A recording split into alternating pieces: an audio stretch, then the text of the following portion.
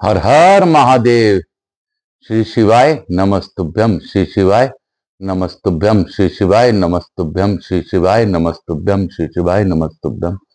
हे भोला सबका दुख काटो हमारा। हे शंभो सबका दुख काटो हमारा। शिव शंकर जपूं तेरी माला बाबा भोला। जपूं तेरी माला के बाबा सबका दुख काटो हमारा। हे शंभो सबका दुख काटो हमारा। मैं प्रथम पूज्य देव गणपति गणेश जी महाराज का आह्वान करता हूं तथा उनसे प्रार्थना करता हूं कि आप इस कथा स्थल पर पधार कर स्कंद पुराण की इस अद्भुत कथा का श्रवण कर हम लोगों को आशीर्वाद प्रदान करें तथा समस्त आवाहित देवी देवताओं को आने का मार्ग दे। आपको प्रथम पूज्य करते हुए और आपका पूजन करते हुए आपसे अनुरोध है कि आप अपनी अखंड कृपा सभी पर बनाए रखें। मैं यहाँ के स्थान देवता, वास्तु देवता, ग्राम देवता, क्षेत्रपाल देवता, रायपुर क्षेत्र के समस्त देवी देवता तथा अपनी कुलदेवी केशर सती माता तथा अपने श्रोताओं के कुलदेवता कुलदेवी का आह्वान करता हूं। मैं अपने भोलेनाथ मैया पार्वती से अनुरोध करता हूं कि गौर बिंदोरा का आसन ग्रहण करें और भावपूर्वक इस कथा का श्रवण कर हम लोगों को अनुग्रहित करें और आपको जैसी इच्छा है उस प्रकार कथा सुन लें, सुना लें और करवा लें। हे स्कंद कुमार कुमार कार्तिकेय जी, मैं आपको भी प्रणाम करते हुए आपसे अनुरोध करता हूं इस कथा स्थल पर विराजमान रहकर सभी को इस कथा का लाभ प्रदान करें। मैं रामचंद्र जी, हनुमान जी महाराज, समस्त देवी देवताओं से अनुरोध करता हूं कि आप इस कथा स्थल पर रहकर समस्त देवी देवताओं के साथ मिलकर सभी को आशीर्वाद प्रदान करें। मैं अपने प्रभु जगन्नाथ जी से भी अनुरोध करता हूं, भोलेनाथ से अनुरोध करता हूं, विश्वनाथ से अनुरोध करता हूं कि आप सभी पर अखंड कृपा बनाए रखें। मैं अपने गुरुदेव को वंदन करते हुए आकाश राजगढ़िया वंशल गोत उत्पन्न हम उमाशंकर नारायण देवी कांता राजगढ़े का पुत्र आचार्य संगीत कृष्ण जी महाराज सांवरिया बाबा के नाम से विख्यात चतुर्थ संप्रदाय के महामंडलेश्वर मेरे गुरु को वंदन करते हुए अभी वो कंधमाल में विराजमान है, उनसे गुरु आज्ञा लेकर आग कथा आगे की ओर ले जाने के लिए प्रार्थना करता हूं। हे गुरुदेव, आप ही हैं जो मुझे ईश्वर का मार्ग दिखा सकते हैं और मेरे माध्यम से मेरे अनुयायियों को भी इसका लाभ दिला सकते हैं। हे गुरुदेव, आप अपनी अखंड कृपा मुझ पर और मेरे परिवार पर, मेरे से जुड़े लोगों पर बनाए रखें। गुरु गोविंद दो खड़े काकुला गोपाय, बलियारी मेरे गुरुदेव की दुख कृष्ण दियो बताए। हर हर महादेव शंभो शंभो, हर हर महा शंभो शंभो, हर हर महादेव शंभो शंभो, हर हर महादेव शंभो शंभो। मैं गुरु आज्ञा लेकर आज की कथा को आगे की ओर ले जाने का प्रयास करता हूं। सब प्रथम हम लोग राम जी का थोड़ा सा नाम जाप करेंगे और उसके बाद आगे की ओर बढ़ेंगे। श्री राम जय राम, जय जय राम, प्रभु राम श्री राम, जय राम जय जय राम। मेरे भोलेनाथ के प्रभु राम श्री राम, जय राम जय जय राम। जिसने लिया राम का नाम उसके हो गए कल्याण। श्री राम जय राम, जय जय राम।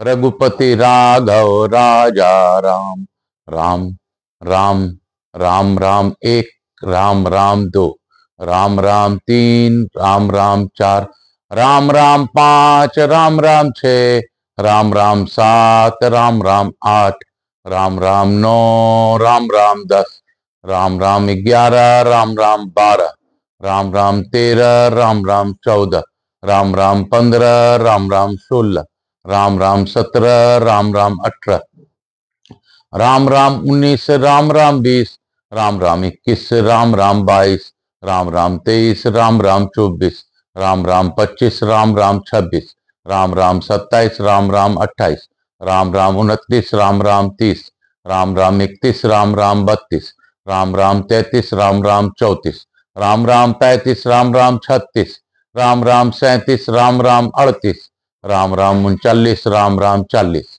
राम राम 41, राम राम 42, राम राम 43, राम राम 44, राम राम 45, राम राम 46, राम राम 47, राम राम 48, राम राम 49, राम राम 50, राम राम 51 सभी को वंदन करते हुए आज हम लोग आगे की ओर कथा ले जाएंगे। बोलो मेरे भोलेनाथ की जय। काशी काशी शिव काशी मोक्ष नगरी काशी की जय। हम लोगों ने कल पढ़ा था कि देवादिदेव महादेव किस प्रकार प्रकट होकर अश्वत्थामा को आशीर्वाद दिया और महादेव जी वहीं अंतर्ध्यान हो गए। इस प्रकार पाप रहित शुद्ध एवं निर्बल एवं अश्वत्थामा को उस समय में सभी महर्षियों ने ग्रहण किया। बोलो काशी काशी शिव काशी मोक्ष नगरी काशी की जय। काल हर दुख हर दारिधर कष्ट हर हर हर महादेव। हे बाबा सबका दुख काटो बाबा। वो सब हम लोग काशी काशी शिव काशी मोक्ष नगरी काशी की जय। सूर्य जी कहते हैं पहले की बात है, वृहदुम्न नाम से प्रसिद्ध एक महाबली चक्रवर्ती राजा हो गए थे। वे समुद्र पेयतन समस्त पृथ्वी का धर्म पूर्वक पालन करते थे। उन्होंने सत्र याग द्वारा इंद्र आदि देवताओं का यजन किया। परम विद्वान धर्मात्मा रेभ्य जी उनकी पुरोहित थे। रेव के दो पुत्र हुए, उर्वावसु और परावसु। वे दोनों छवों अंग सहित संपूर्ण वेदों के विद्वान तथा श्रोत स्मार्त कर्मों के तत्वज्ञ थे। न्याय, मीमांसा, साक्ष्य, वेदांत, वैशेषिक, योग शास्त्र और व्याकरण शास्त्र के मर्मज्ञ विद्वान थे। मनु आदि धर्म शास्त्रों के वे निष्णांत पंडित और संपूर्ण शास्त्रों के ज्ञान में चतुर थे। इन दोनों विद्वानों को सत्र याग में सहायता करने के लिए राजा वृहदुम्न ने मांगा। पिता की आज्ञा लिए वे दोनों भाई वृहदुम्न के सत्र में गए। वे युगल अश्विनी कुमारों की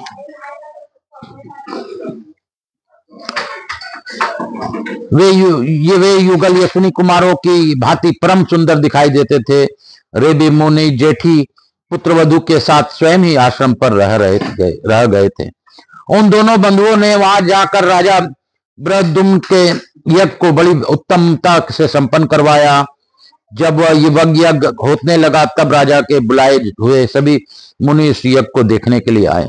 उनके आया हुआ देख महाराज वृहदुम्न ने सबका आदर पूर्वक अर्घ आदि से सत्कार किया। उसी समय आमंत्रित हुए राजा लोग आदर पूर्वक वह यज्ञोत्सव देखने के लिए अनेक दिशाओं से चतुरांगनी सेनाओं के साथ आए। ब्राह्मण, क्षत्रिय, वैश्य, शूद्र इन चारों वर्णों तथा ब्रह्मचारी, गृहस्थ, वानप्रस्थ और सन्यासी इन चारों आश्रमों के लोग भी वहां जुटे हुए थे। श्रेष्ठ राजा ने उन सबका यथा योग्य सत्कार किया और सबको भोजन के लिए अन्न, घी आदि पदार्थ दिए। वस्त्र, सुवर्ण, हार एवं नाना प्रकार के रत्न भी भेंट किए। इस प्रकार राजा वृहदुम्न ने यज्ञ में पधारे हुए सभी अतिथियों का सत्कार किया। रेव के पुत्र उर्वावसु और परावसु ने यज्ञ आदि कर्मों को बिना किसी भूल के विधि पूर्वक कराया। उन दोनों भाइयों को निपुणता देखकर वशिष्ठ आदि सभी महर्षियों ने उनको प्रशंसा की। परावसु कुछ कर्म कराकर तृतीय संवरण के अंत में सायकाल के समय घर का कामकाज देखने के लिए चले गए। उस समय रेव्य मुनि काला मृग चर्म ओढ़कर वन में विचर रहे थे। उन्हें देखकर परावसु के मन में मृग की आशंका हुई। रात्रि में निविड़ अंधकार में उन्होंने नेत्र निद्रा से भारी हो रहे थे। उन्होंने पिता को देखकर यह समझा कि यह कोई वनवासी मृग है, मुझे मारने के लिए आ रहा है। ऐसा सोचकर सदन वन में अपने शरीर की रक्षा चाहने वाले परावसु ने मृग के धोखे में अपने पिता को ही मार डाला। निकट जाकर उसने अपने परे हुए पिता को पहचाना, फिर तो वह शोक में डूब गया। उसकी सारी इंद्रियां व्यथा में व्याकुल हो उठी। तत्पश्चात परावसु पिता का दाह संस्कार करके पुनः राजा के सत्र में आ गए और अपने द्वारा जो पाप हो गया था वह सब उन्होंने छोटे भाई को बतलाया। पिता को मरा हुआ सुन उर्वावसु शोक से व्याकुल हो उठा। तब बड़े भाई ने छोटे की आदेश दिया कि राजा का यह महान यज्ञ आरंभ हुआ है, तुम अभी बालक हो, तुम में इस यज्ञ का भार संभालने की शक्ति नहीं है। मैंने रात में मृग की आशंका से पिताजी का वध कर डाला है, अतः उस ब्रह्म हत्या से मुक्त होने के लिए प्रायश्चित भी मैं करना चाहिए। तात छोटे भैया तुम्हारी मेरे लिए व्रत करो, मैं अकेला भी इस यज्ञ का भार वहन करने में असमर्थ हूँ। बड़े भाई के ऐसा कहने पर उर्वावसु ने कहा, बड़े भैया आपकी जैसी आज्ञा हो वैसा ही होगा। ऐसा कहकर वह यज्ञ से निकल गया और बड़े भाई ने सब कर्मों को कराया। छोटे भाई ने 12 वर्षों तक बड़े भाई के लिए ब्रह्म हत्या नाश के लिए व्रत किया। तत्पश्चात प्रसन्नता पूर्वक वह पुनः यज्ञ सत्र यज्ञ में आया। अपने भाई को आया देख ज्येष्ठ ने राजा वृद्धुम्न से कहा, राजन, यह उर्वावसु ब्रह्म हत्यारा है, इस समय आपके यज्ञ में आया है, निश्रेष्ठ, इसे शीघ्र ही इस यज्ञ से हटा दीजिए, अन्यथा सत्र याग के फल की हानि होगी। पूरा परावसु के ऐसा कहने पर राजा ने अपने सेवकों द्वारा उर्वावसु को यज्ञ से निकाल दिया। वहां के ब्राह्मण भी उस धिक्कार दे रहे थे। उर्वावसु यह सब सहन करके चुपचाप वन को चला गया और वहां ऐसी तपस्या की जो देवताओं के लिए भी दुष्कर थी। उसके तप से भगवान सूर्य नारायण प्रसन्न हो सामने प्रकट हुए और इस प्रकार बोले, उर्वावसो, तुम तपस्या, ब्रह्मचर्य, आचार, शास्त्र श्रवण तथा वेद शास्त्र आदि की शिक्षा की दृष्टि से सर्वश्रेष्ठ हो। परावसु ने तुम्हारे अपमान पूर्वक निकाला है, तथापि क्षमा युक्त होकर तुम उसके प्रति क्रोध नहीं करते हो। तुम्हारे बड़े भाई ने ही पिता को मारा है, तुमने नहीं, फिर भी तुमने भाई की शुद्धि के लिए स्वयं ही ब्रह्म हत्या का हत्या नाशक व्रत किया है, इसलिए हम तुम्हें श्रेष्ठ स्वीकार करते हैं। ऐसा कहकर देवताओं ने उसको ज्येष्ठ बना दिया। तत्पश्चात इंद्र आदि देवताओं ने सूर्य नारायण को आगे करके कहा, उर्वावसु, तुम कोई वर मांगो। उसने प्रार्थना की, मेरे पिता जीवित हो जाएं और उन्हें अपने मारे जाने की स्मृति न हो। देवताओं ने कहा, ऐसा ही होगा, इसके सिवा हम तुम्हें दूसरा वर भी देना चाहते हैं, मांगो। उर्वावसु बोले, मेरे भाई की दुष्टता दूर हो। उर्वावसु की यह बात सुनकर देवताओं ने कहा, परावसु ने अपने ब्राह्मण पिता की हत्या की है, अतः उसे महान पाप लगा है। दूसरों के लिए किए हुए पाप को दूसरे द्वारा किए जाने गए प्रायश्चित से निर्वृत्त नहीं होती। विशेषतः 5 महापातकों के संबंध में ऐसी ही बात है। इस कारण तुम्हारे भाई परावसु को अभी पाप से उद्धार नहीं हुआ है। देवताओं की यह बात सुनकर उर्वावसु ने कहा, आपका कहना ठीक है, तथापि आप लोगों के महामतमय और प्रसाद से पिता और ब्राह्मण की हत्या करने वाले मेरे भाई को का जिस प्रकार उद्धार हो वह उपाय कृपा पूर्वक आप बतलावें। उर्वावसु का यह वचन सुनकर देवता ने दीर्घ काल तक विचार किया, फिर एक निश्चय पर पहुंचकर इस प्रकार कहा, उस महापातक का निवारण का उपाय तुम्हें हम बता रहे हैं।